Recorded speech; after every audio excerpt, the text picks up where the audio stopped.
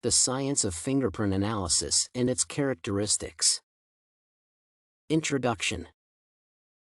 In their daily lives, people constantly touch objects, a cup of coffee, a bunch of keys, and a cell phone. Every time they do, they most likely leave a unique signature behind in one's fingerprints. According to Forensic Science Simplified, fingerprint analysis has been employed in the identification of suspects and the solution of crimes for over 100 years and remains an exceptionally beneficial tool for law enforcement. One of the most important uses of fingerprints is to assist investigators in linking one crime scene to another featuring the same person. The determination of prints is usually conducted with the employment of the ACE-V method and identification of a print's class and individual characteristics, both of which are essential to obtaining reliable results. Fingerprints are classified into 3 categories depending on the type of surface they are found on and their visibility. Those on soft surfaces, for instance, wet paint, wax, and soap, are often 3-dimensional plastic prints. Hard surface prints are classified into patent or latent, or, in other words, visible or invisible. Patent prints form when any substance, dirt, paint, blood, and so on, is transported to a surface from a finger. Latent prints form when body oils or sweat land on the surface. One often needs to turn to additional tools to detect latent prints, which are not visible easily. As a rule, the smoother and less porous a surface, the better the chance that a latent print present is found and developed. The ACE-V method. Fingerprint analysis is generally conducted by law enforcement agencies or crime laboratories. Fingerprint examination involves inspecting the quality and quantity of information gathered to find the correlation between the unknown fingerprint from the crime scene and the known fingerprints. For the examination, experts on fingerprints use a loupe, a small magnifier, to view minutiae, a print's minute details, and a pointer named a ridge counter to count the friction ridges. The method known as the ACE-V, which stands for analysis, comparison, evaluation, and verification, is employed to achieve a determination on a print. The analysis is the evaluation of a print to determine whether it can be used for comparison. If an examiner concludes that it is not suitable due to insufficient quality or quantity of features, the examination ends, and a print is reported to be unsuitable. If it is suitable, the features that will be used in comparison and their tolerances, that is, the number of changes that will be accepted, are indicated. The analysis might reveal specific physical features such as scars, deltas, and creases that help specify where a comparison is to begin.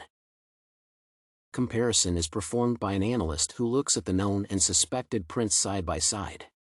An analyst's role is to compare minutiae locations and characteristics to determine if they match. As per Forensic Science Simplified, known fingerprints are usually obtained from people directly or from searching fingerprint databases, for example, the Integrated Automated Fingerprint Identification System. It is the world's largest fingerprint database and holds tens of millions of print records from criminals, government employees, military personnel, and civil servants. The next step is evaluation, which is when an expert ultimately decides whether the fingerprints are of the same source, identification or individualization, different sources, exclusion, or it is inconclusive. The latter might be due to poor sample quality, lack of comparable areas, or an inadequate number of corresponding features to come to definite conclusions. Finally, there is verification, and that is when another examiner separately analyzes, compares, and evaluates the fingerprints to confirm or disprove the previous expert's verdict. Fingerprint characteristics. As mentioned above, once the fingerprint is obtained, analysis can begin. During the analysis phase, experts determine whether there is enough information in the print to identify it. This involves the determination of class and individual characteristics for the unknown print.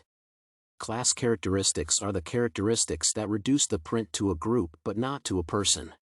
3 class characteristics of fingerprints are loops, whorls, and arches. Loops are the prints recurving back on themselves to form a loop shape, and they are the most common prints, accounting for 60 to 65% of pattern types. Whorls form circular patterns and look like tiny whirlpools, and they comprise 30 to 35% of pattern types. Finally, arches amount to only 5% of pattern types, which makes them the rare fingerprint type.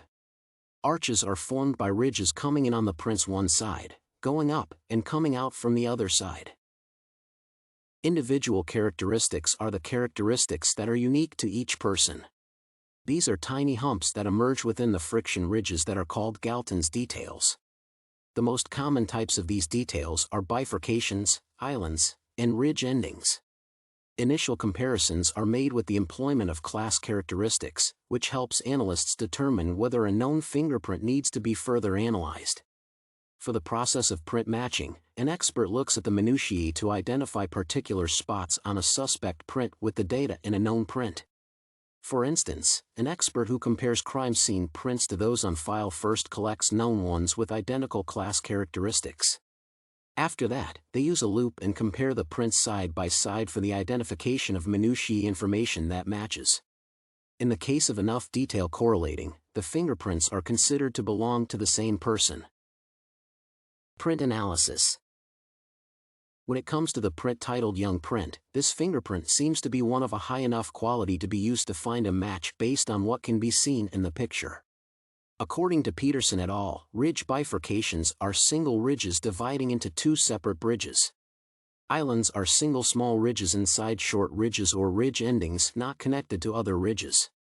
Moreover, as per Peterson et al., ridge endings are simply the ends of ridges. There are a few bifurcations closer to the middle of the fingerprint and a couple of islands closer to its bottom. In terms of ridge endings, there is a prominent one on the left side of the print. This information should be sufficient to conduct the ACE-V procedure with this print. Conclusion. In conclusion, fingerprint analysis is an extremely useful law enforcement tool that assists in solving crimes. The determination of a print is reached with the employment of the ACE-V method, each stage of which plays an important function in print identification. In addition, the division of fingerprint characteristics into class and individual ones helps experts in the step-by-step comparison of different prints. These procedures are instrumental in tracking suspects, finding criminals, and, as a consequence, potentially administrating justice.